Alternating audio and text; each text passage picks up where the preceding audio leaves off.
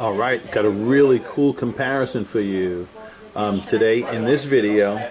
We're going to be looking at different flavors of diamonds and different, well, the first three are going to be cushion cuts.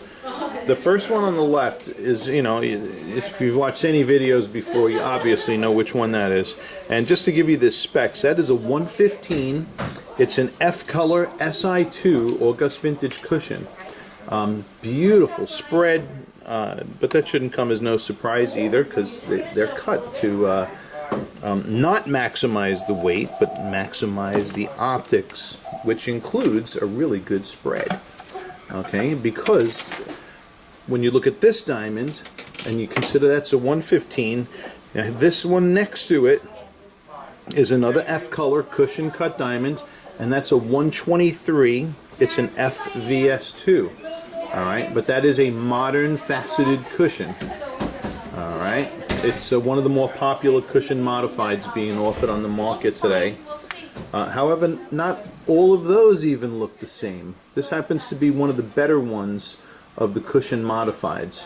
Alright, that third diamond you see sneaking in on the screen is a square cushion hearts and arrows, or the Borrelia hearts and arrows. Another absolutely beautiful stone. That's a 112 GSI1. Okay, so 115 August vintage, 123 cushion modified, and then lastly a 112 GSI1 Borrelia. Also, look at the brightness in that stone. Absolutely magnificent.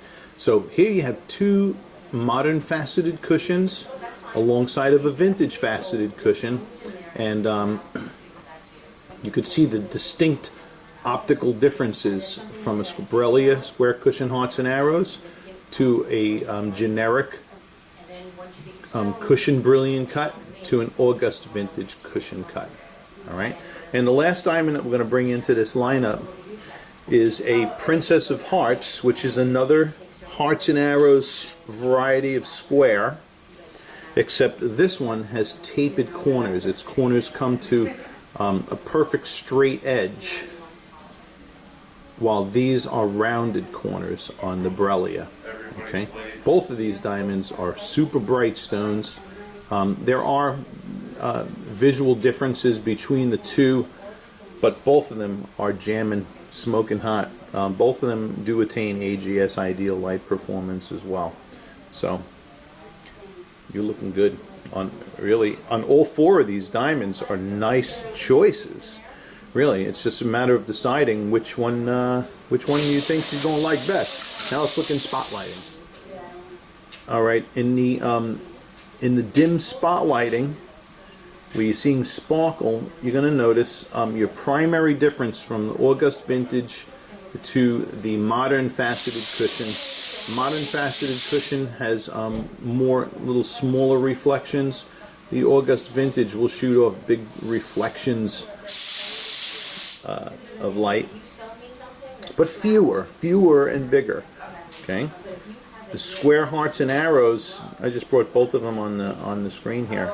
Both very sparkly stones too.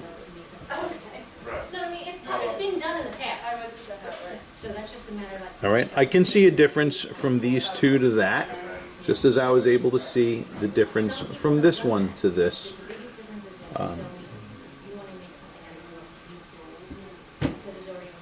But they're all really pretty stones. All right, we're going to go in stronger spotlighting now. Okay.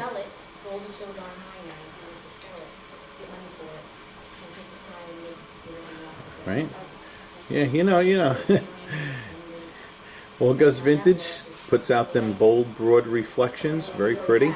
In the modern faceted, you have a lot of smaller reflections, more splintery type of an appearance. Boom, there goes that Borrelia. Oh, Mau, that is a hot looking stone too. Whew. Son of a gun. All right, and then lastly, the Princess of Hearts.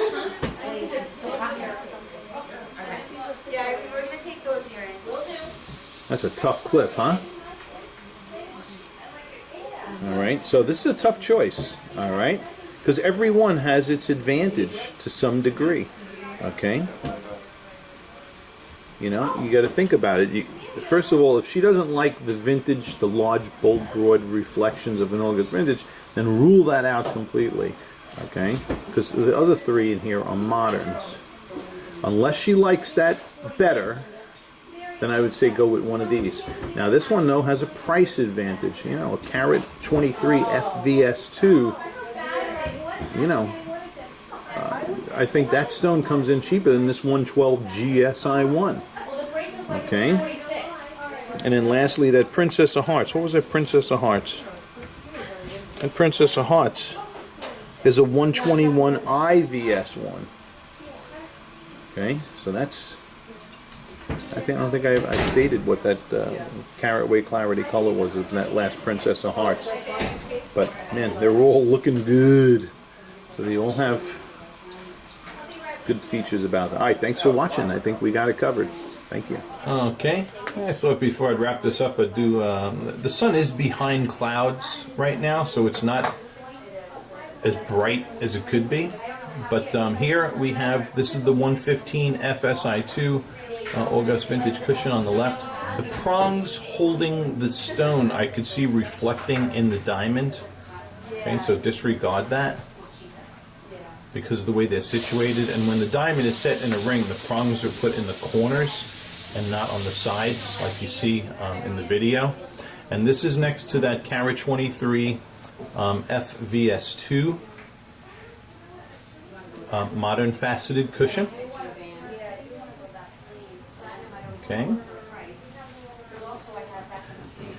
So there's that comparison. This is natural ambient daylight. Now we're going to look, I'm going to keep the 123 FVS2 out and put in the Borrelia. Okay.